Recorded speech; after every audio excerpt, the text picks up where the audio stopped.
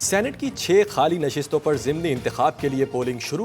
Vote कौमी, सिंध और Balochistan assembly में होगी।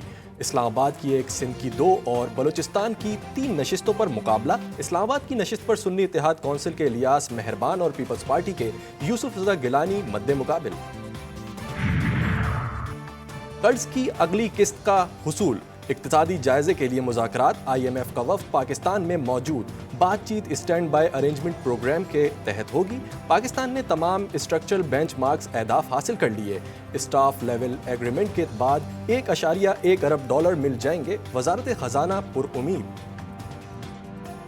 वज़ीर-ए-आज़म साहब के साथ जो शाहब अली शाह की जो डिमांड थी आपकी, वो हल है इंशाल्लाह। बस उन्होंने बता दिया है कि वो जो प्रोसेस है उसका इंशाल्लाह वो ड्यू प्रोसेस उसका होगा इंशाल्लाह। मैंने उनसे ये भी कहा कि जी देखें, पॉलिटिकल जो है एंगेजमेंट है खान साहब की वो बहुत ज़रूरी है। पॉलिटिकल एंगेजमेंट उनके साथ होगी तो ज़ाहिर बात है पॉलिटिकल मसाइल हल होंगे, तो उसमें ही वाज वेरी पॉजिटिव।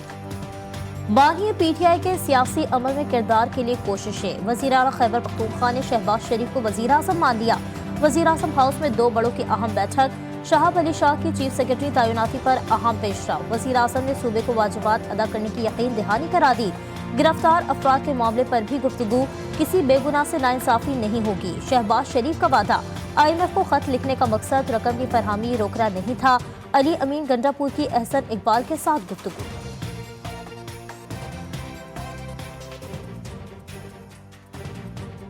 उनका मौक़िफ़ ये था कि जो शर्तें रखी गई थी उसमें इलेक्शन के ऊपर, एक मैंडेट के ऊपर हमारा एक जमहूरी हक है, हम उसके ऊपर एक सवालिया निशान उठा के एक बातचीत कर रहे हैं और हमने अपीलें भी की हुई हैं और हम उम्मीद करते हैं कि हमें वो दिया जाएगा। लेकिन उसका मतलब ये नहीं था कि कोई आप पैसा ना दें पाकिस्तान को, अल्लाह माफ़ करे। उसका मतलब ये था कि वो शर्त थी कि फ्री एंड फेयर इलेक्शन को, उसको आप देख लें, एक पॉइंट था उसमें, तो वो वैसे ही कायम है और उस पर इंशाल्लाह इनको भी एतराज़ नहीं है।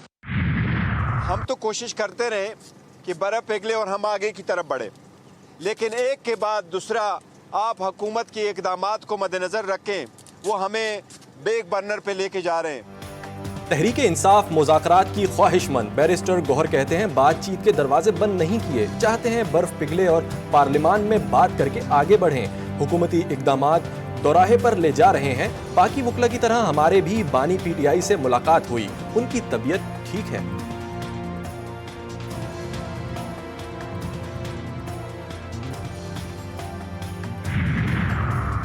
कराची में ताजिर के अगवा और डकैती के इल्जाम में SHO थाना जमान टाउन समेत 4 एहलकारों को हिरासत में ले लिया गया। थानेदार राव रफीक मुअत्तल 3 रोज कबल ताजिर और उसके साथी को सुपर हाईवे से अगवा किया गया था और ताजिर की गाड़ी में मौजूद 1 करोड़ 18 लाख रुपए लूट लिए गए थे।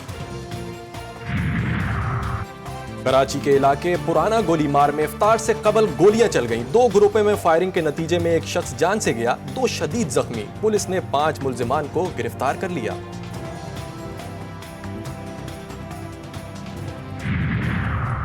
कराची के इलाके नॉर्थ नाज़िमाबाद से लापता बच्चों की बाजियाबी। दोनों बहन भाइयों को आज अदालत में पेश किया जाएगा। पुलिस हुकाम का कहना है कि बच्चे बड़ी खाला के घर मुंतकिल कर दिए।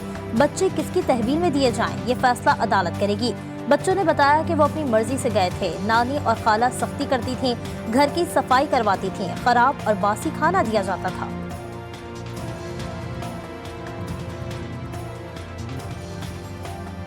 इसराइल ने अनरवा के इमदादी अशिया के गोदाम के बाद अक़वाम मुत्तहिदा के इमदादी मरकज पर भी बम बरसा दिए। सहूनी हमले में 5 अफराद शहीद, 22 जख्मी। इसराइल ने दावा किया है कि हमले में हमास के रहनुमा को निशाना बनाया गया। इसराइली हमलों में शहीद अफराद की तादाद 31,200 से बढ़ गई। गजा में जंग बंदी की कोशिशों में कोई पेशरफ्त ना हो सकी।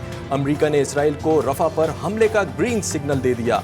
वजीर खारजा एंटोनी ब्लिंकन ने कहा कि इसराइल ने मुतासरीन के इनखला का मंसूबा पेश नहीं किया।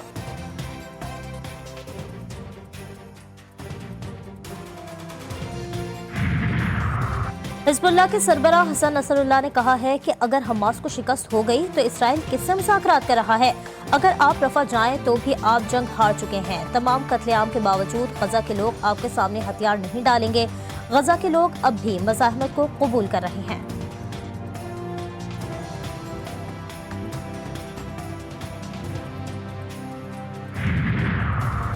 अमरीका भर में गजा जंग के खिलाफ मुजाहिरों का सिलसिला जारी। अमरीकी रियासत सैन फ्रांसिस्को में फलस्तीनी परचम उठाए मुजाहिरीन ने एयरपोर्ट का कुछ हिस्सा बंद कर दिया।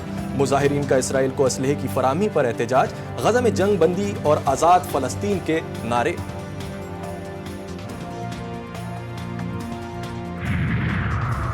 चीन को बड़ा धचका, अमरीकी ऐवान नुमाइंदगान में सोशल मीडिया ऐप टिकटॉक के खिलाफ क्रैकडाउन का बिल मंजूर। चीनी कंपनी को टिकटॉक ऐप से अलहदगी के लिए 165 दिन की मोहलत, अलहदा न होने पर वेब होस्टिंग सर्विस रोक दी जाएगी। चीन ने खबरदार किया है कि पाबंदी के नताइज अमरीका को भुगतने होंगे।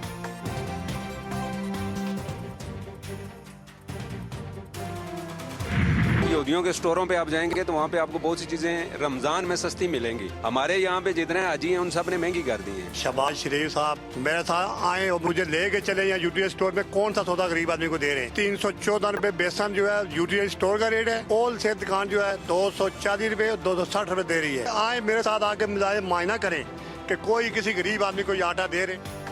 रहमतों के महीने में गरीबों के लिए जहमतें, अशिया की कीमतें दुगनी।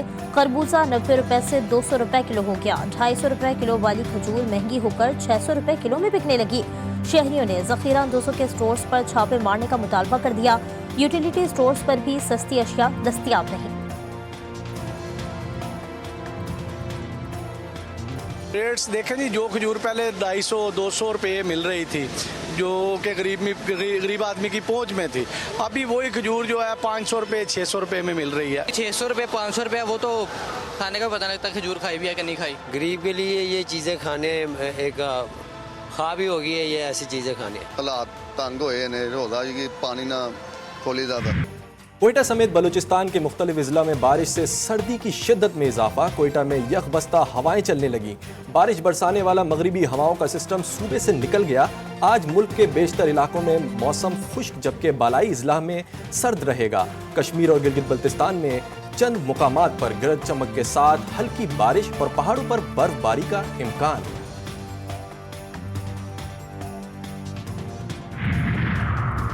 एबटाबाद में रात गए बारिश, जबकि गलियात में बर्फबारी का सिलसिला जारी है। अब तक 5 से 6 इंच तक बर्फ पड़ चुकी है। बर्फ के बायस बंद राब्ता सड़कों की बहाली की कोशिशें जारी।